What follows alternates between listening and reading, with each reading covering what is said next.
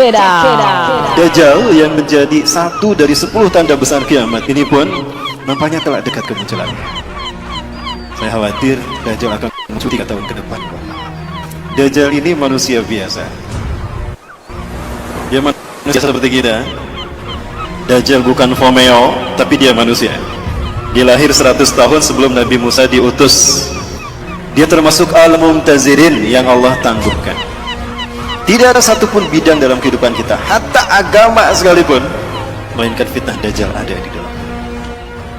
Karena para pengikut Dajjal, mereka ingin menguasai dunia, melakukannya dalam 3 ranah: simbol, ritual, dan arsitektur. Itu 3 ranah yang disentuh oleh Dajjal. Maka 3 ranah ini tidak pernah terlepas dari sistem Dajjal: simbol, ritual, arsitektur. Ya, salah satu contoh ritualnya, salah satu orang-orang Yunani, mereka menyembah Dajjal dengan melakukan pawai obor.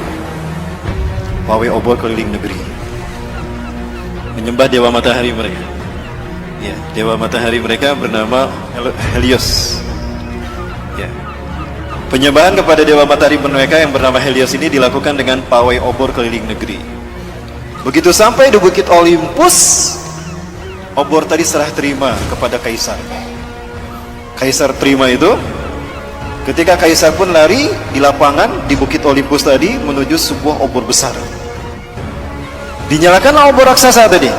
Maka selama obor raksasa menyala, mereka melakukan atraksi di lapangan tadi. Berbagai macam atraksi. Itulah ritual yang kemudian dilakukan di Bukit Olympus, mengagungkan dewa matahari mereka yang dimasukkan ini. Ritual itu kemudian dinamakan Olimpiade. Sampai sekarang hilang tidak ritualnya? Inilah ritual pengagungan iblis dan Dajjal. Itu tingkat dunia. Tingkat benua ada tidak? Ada. Apa namanya? Asian Games. Tingkat nasional? Nah, itu ritualnya. Kita tidak sadar. Dalam bidang arsitektur, banyak dalam berbagai bidang, dalam berbagai bangunan, apalagi bangunan ibadah. Tidak terkecuali masjid, ada simbol Dajjalnya. Kami di Jawa Barat sedang menghadapi. Kenapa demikian? Karena banyak masjid yang bersimbolkan Dajjal. Segitiga adalah sebuah simbol yang kemudian digunakan digunakan oleh agama-agama yang lahir dari filosofi agama arti sebagai simbol Tuhan. Jadi agama-agama yang lahir dari filosofi akal budi manusia menjadikan segitiga sebagai simbol Tuhan. Makanya di dalam agama Hindu ada Trimurti, betul? Di dalam agama Buddha ada Tridharma, kitab sucinya Tripitaka. Di dalam agama Kristen ada Trinitas. Nah, segitiga inilah yang kemudian digunakan Firaun untuk menunjukkan eksistensinya sebagai Tuhan. Kita tahu Firaun mengaku Tuhan. Wa ana rabbukumul a'la. Itu kata Firaun di hadapan Nabi Musa dan Harun. Maka dia bangun sebuah bangunan yang dilihat dari 4 arah mata angin, 4 penjuru mata angin itu sama, segitiga. Piramida. Firaun membangun piramida untuk menunjukkan kalau dia Tuhan, agar dunia mengetahui eksistensinya sebagai Tuhan. Dan yang diperbudak sebagai tukang batu saat itu adalah bangsa Yahudi. Tukang batu bahasa merekanya adalah mason. Ya, mason. Allah mendengar doa kaum Bani Israel yang diperbudak oleh Firaun selama berabad-abad. Maka kemudian yang diperbudak sebagai tukang batunya adalah bangsa Yahudi Bani Israel. Mason itu artinya tukang batu. Allah mendengar doa mereka. Allah tenggelamkan Firaun di Laut Merah. Maka kemudian mereka merdeka. Mereka tidak lagi dijajah oleh Firaun. Tapi mereka tidak melupakan posisi mereka sebagai tukang batu yang diperbudak berabad-abad. Mereka tetap akan menyandang diri sebagai tukang batu. Tapi tukang batu kali ini tukang batu tegak. Kalau dulu didedikasi terpaksa kepada Firaun, maka sekarang didedikasikan untuk Tuhan yang mereka tunggu. Jadilah mereka tukang batu yang merdeka. Merdeka bahasa Inggrisnya apa? Free. Maka lahirlah Freemason. Dari situ sejarahnya. Tadi sudah kita bahas bahwa segitiga adalah simbol Tuhan dalam filosofi agama Ardi. Maka Tuhan digambarkan dengan segitiga. Siapa nama asli iblis? Azazil. Nama asli iblis itu adalah Azazil. bagus namanya, itu dari Allah. Azza yang dimuliakan, yang dimuliakan. Allah. Azazil yang dimuliakan Allah. Dia marah sama Allah karena tidak terpilih sebagai khalifah di muka bumi. Dia marah sama Allah, maka dia nggak mau sujud ketika Allah perintahkan dia sujud kepada Adam. Dia masih Allah izinkan tinggal di langit, Bapak Ibu, dan dia gunakan segitiganya ke bawah. Ini buat iblis. Dia ingin menjadi Tuhan bagi manusia dan dia mengarah ke bawah, ingin menguasai dunia, dan dialah sesungguhnya yang menguasai bumi. Dari langit dia awasi bumi. Di bumi ada Dajjal yang sama-sama ingin juga mengaku Tuhan, sama juga mengaku Tuhan sebagaimana iblis, dan sama-sama dilahirkan di negara yang Allah binasakan lewat malaikat Jibril. Sama-sama diurus malaikat Jibril dan sama-sama ditangguhkan ajalnya sampai hari kiamat, menjelang hari kiamat. Dajjal nama aslinya siapa? Kalau ini nama aslinya Azazil. Kalau Dajjal nama aslinya Samiri.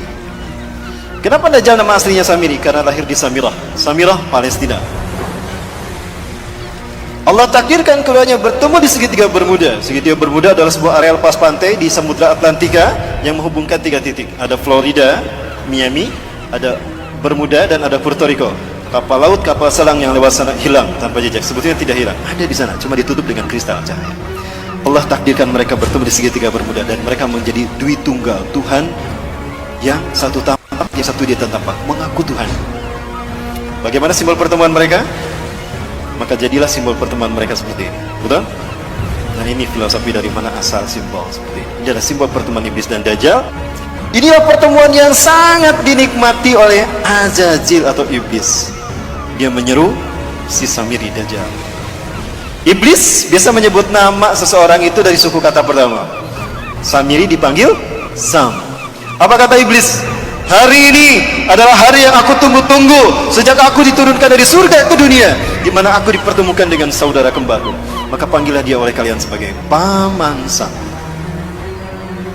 Apa yang terbayang dalam benak kita? Amerika.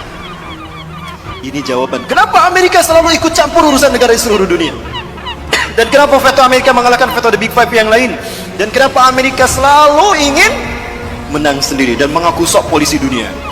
Bukan Amerika yang ditakutinya, tapi who was behind American. Siapa di belakang Amerika? Siapa di belakang Amerika? Lihat set plan tata kota Amerika dan lihat mata uang Amerika. Dan ini terkait dengan ritual ibadah kita. Kenapa? Karena simbol-simbol ini banyak muncul di masjid-masjid. Bukan hanya di masjid, di gereja. Saya bisa tunjukkan satu-satu. Dan bukan hanya di Indonesia, di seluruh dunia. Kenapa tidak ada di tempat penyembahan? Karena iblis dan Dajjal ingin manusia bukan menyembah Allah, tapi menyembah kita, menyembah mereka. Nah ini Bapak, kita sudah mulai membedah teka-teki itu kan? Satu persatu. Nah sekarang Bapak Ibu, saya ingin menunjukkan konspirasi iblis dan Dajjal sudah sampai pada penterjemahan Quran. Baik, saya minta yang hadir di sini buka Qurannya semua. Yang bawa Quran, buka Quran surat ke-7 Al-A'raf ayat ke-16.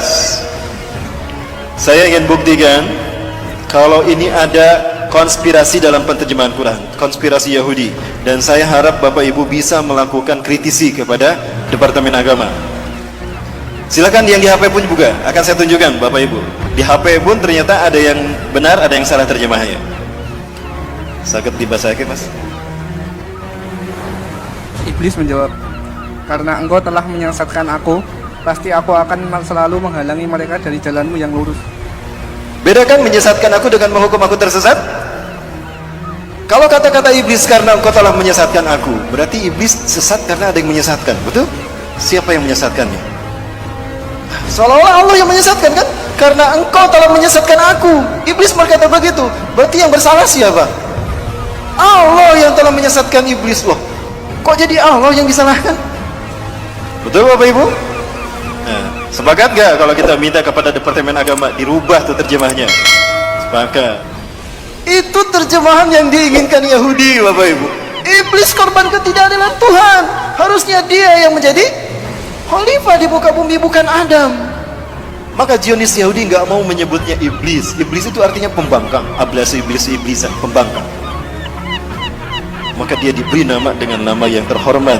Zionis Yahudi memberikan nama yang terhormat bagi Ajazil, bukan iblis. Ada yang tahu? Lucifer. Pernah dengar Lucifer? Maka para pengikut iblis disebut Luciferian.